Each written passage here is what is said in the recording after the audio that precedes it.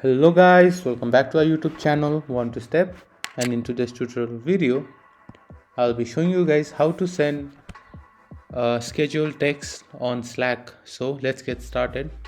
So it's a very simple process. I'll be choosing my friend Jim since I'll be texting him.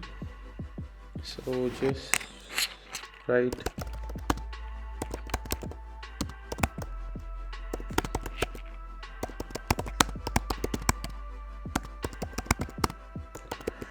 So once you have written your text,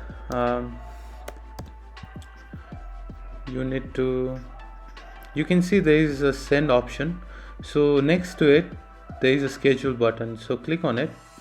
Here you can choose your timing, or you can even custom your time, and apparently this way your Slack app will send the scheduled text on the time you have chosen.